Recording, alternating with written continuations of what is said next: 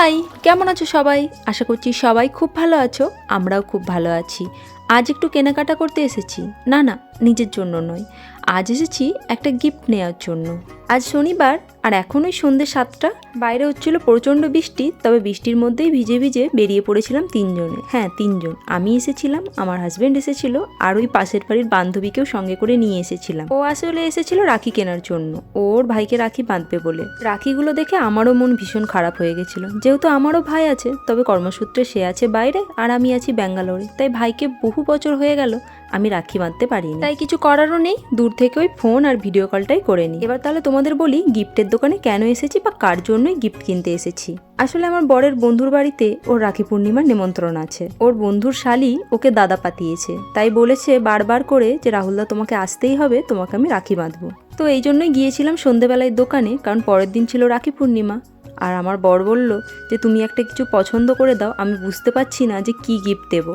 তো সেই মতো আমি প্রথমে বললাম যে ঠিক আছে চলো একটা তাহলে লেডিস পার্স দেবো, কিন্তু একটা পার্সও আমার পছন্দ হলো না জানো।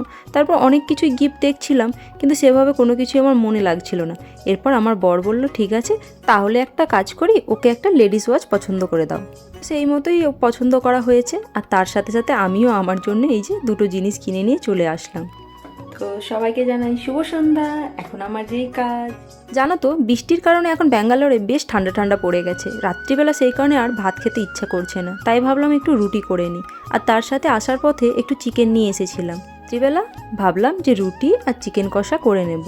আর এই যে ঠান্ডা জলে আমি আটাটা মাখিয়ে নিচ্ছি, তবে আমার শাশুড়ি মা সবসময় বলেন যে গরম জল করে আটা মাখালে নাকি রুটিটা বেশ নরম হয়। চলো তোমাদের একটা মজার কথা বলি, কথাটা তোমাদের কাছে হয়তো শুনলে হাস্যকর লাগবে, তবে আমার কাছে এটা ছিল বিরাট ব্যাপার। আমি একটা সময় মনে করতাম যে রুটি করা আর আটা মাখা সব থেকে কঠিন কাজ, আর আমি কোনোদিনও সেটা বিয়ের আগে চেষ্টাও করে দেখিনি। বিয়ের পর আমার শাশুড়ি মা আমার সামনে বসে আটা মাখতো, আর আমি সেটা দেখতাম, তবে কোনোদিন আমি হাত দেওয়ার চেষ্টাও করতাম না। সেই কারণে আমাকে একদিন বলেছিল যে একবার দেখ তো কীভাবে আটাটা মাখানো হয়।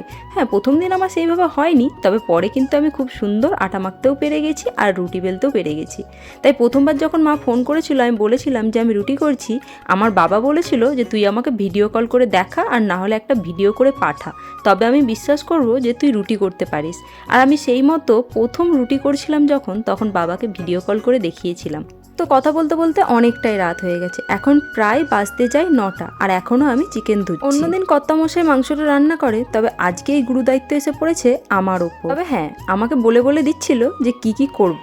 তো প্রথমে আমি মাংসটা তো ভালো করে ধুয়ে নিয়েছি, তারপর ওতে একটু লেবুর রস দিলাম, তারপর নুন, হলুদ, লঙ্কা আর বেশি করে একটু সর্ষের তেল, আদা রসুনের পেস্ট মাখিয়ে এটা এখন আমি 15 মিনিট ম্যারিনেট করে রেখে দেবো। এতে নাকি মাংসের টেস্ট ভালো হয়, যদিও আমি জানতাম না, তবে এটা আমার বরের রেসিপি, আর ওর কাছ থেকে আমি প্রথম জেনেছি যে এইভাবে মাংসকে ম্যারিনেট করে রাখলে পরে নাকি মাংসের স্বাদটা আরও বেশি হয়। আর কি অদ্ভুত তাই না, সবাই এক এক রকমভাবে রান্না করে, আর সবার হাতের স্বাদ কিন্তু এক এক রকম হয়। আমার মাকে আমি সব দিন দেখেছি মাংসকে প্রথমে একটু তেলে ভেজে নেয় আর তারপর রান্না করে, কিন্তু আমার বরকে দেখেছি আবার এইভাবে ম্যারিনেট করে রাখে তারপর রান্না করে। তো আমি মাঝে মাঝে কি করি, মায়েরটাও একবার করি আর আমার বরেরটাও একবার করি, আর দেখি সত্যি দুটো রান্নার টেস্ট কিন্তু দু রকম হয়ে যায়। আচ্ছা তোমরা কীরকম করো বলো তো? আবার এমন হয় আমি যখন নিজে রান্না করি তখন সেই রান্নার স্বাদ আমাকে খুব একটা ভালো লাগে না, কিন্তু সেই তরকারি যখন অন্য কেউ করে তখন তার স্বাদ আমার কাছে দ্বিগুণ লাগে। মানে আমার কাছে মনে হয় পৃথিবীর সব থেকে খারাপ রাঁধুনি হচ্ছে আমি, আর বাকি যারা রান্না করে সবাই হচ্ছে বেস্ট রাঁধুনি। আর এই দেখো রুটি করেছি একদম চাঁদের মতো গোল গোল। তবে একটা সত্যি কথা বলি, আমার কিন্তু রুটি পরোটা খুব একটা ভালো লাগে না, আমি ভাত খেতেই বেশি ভালোবাসি। সেটা একবার, দুবার, তিনবার, যতবার হবে, কিন্তু ভাতটা আমার চাই। কিন্তু ওই যে মানিয়ে নেওয়া, যার সাথে আছি তার সাথে থাকতে থাকতে তার মতো হয়ে গেছি। তো যাই হোক, আজকের ব্লগটা এখানেই শেষ করি, খাওয়া দাওয়া করে নিই।